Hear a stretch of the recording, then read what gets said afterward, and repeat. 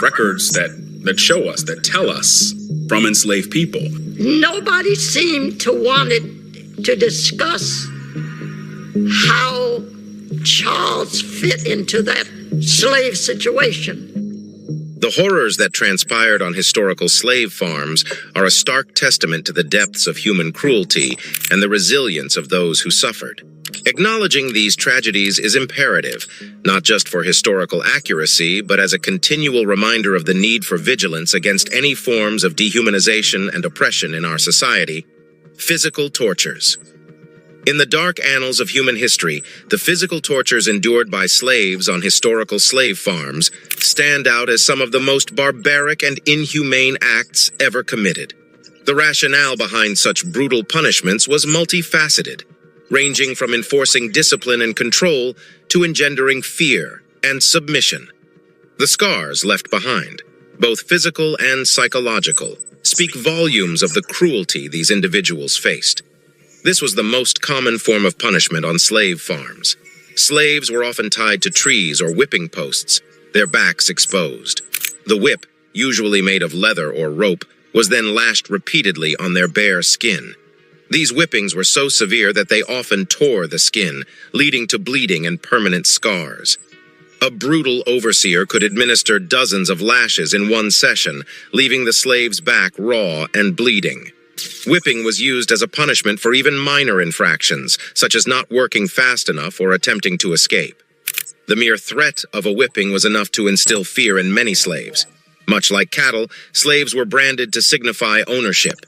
This act was not just a physical torment, but also a psychological one. Being branded symbolized a loss of identity. Slaves were no longer individuals, but property.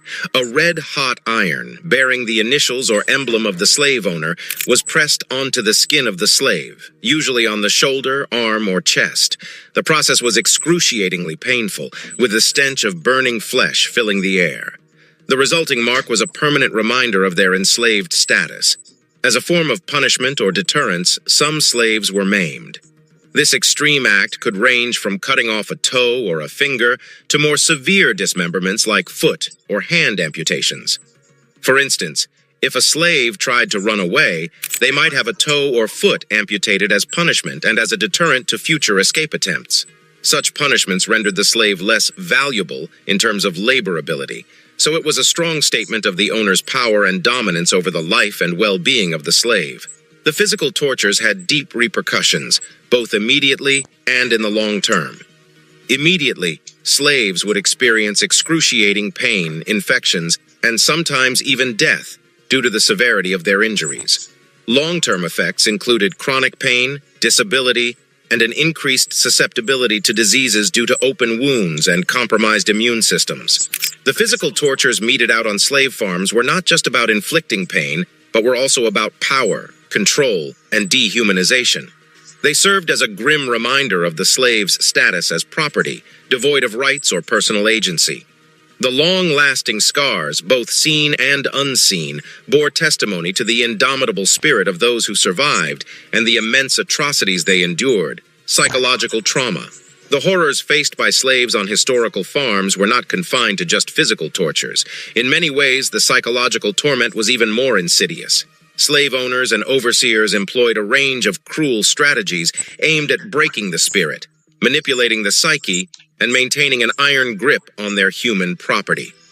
These methods of psychological warfare left deep-seated traumas, the effects of which rippled across generations. Central to the institution of slavery was the notion that slaves were not fully human. They were often compared to animals. Let me set the record straight on this bill. The underlying bill, which is now the Biden-Hatch bill, was the Biden bill. A guy named Biden wrote that bill, and he wrote that bill by going down and sitting down with the President of the United States of America, not with his Attorney General, not with anyone else, with Bill Clinton. He had endorsed the Biden crime bill as a candidate when he ran.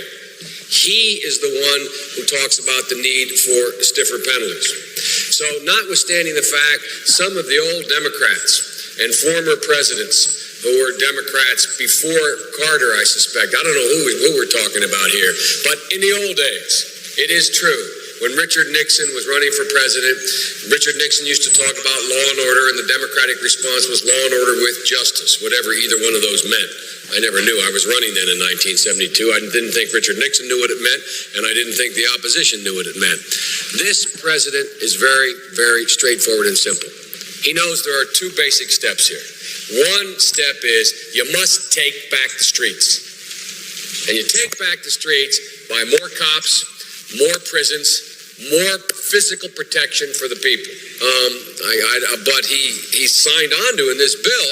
Truth is, every major crime bill since 1976 that's come out of this Congress, every minor crime bill has had the name of the Democratic senator from the state of Delaware, Joe Biden, on that bill, and has had a majority vote of the Democratic members of the United States Senate on the bill. So one of the things I want to do in addition to ending crime is end the political carnage that goes on when we talk about crime. Crime is not Democrat or Republican. Making the streets safe is not a Democratic or Republican issue. This is one of those issues I hope this passage of this bill will be taken out of the gridlock category and moved into an emerging consensus. And the consensus is as follows, and I will cease when I finish this statement. The consensus is A, we must take back the streets. It doesn't matter whether or not the person that is accosting your son or daughter or my son or daughter, my wife, your husband, my mother, your parents. It doesn't matter whether or not they were deprived as a youth. It doesn't matter or not whether or not they had no background that enabled them to become socialized into the fabric of society. It doesn't matter whether or not they're the victims of society. The end result is they're about to knock my mother on the head with a lead pipe, shoot my sister, beat up my wife, take on my sons. So I don't want to ask what made them do this. They must be taken off the street.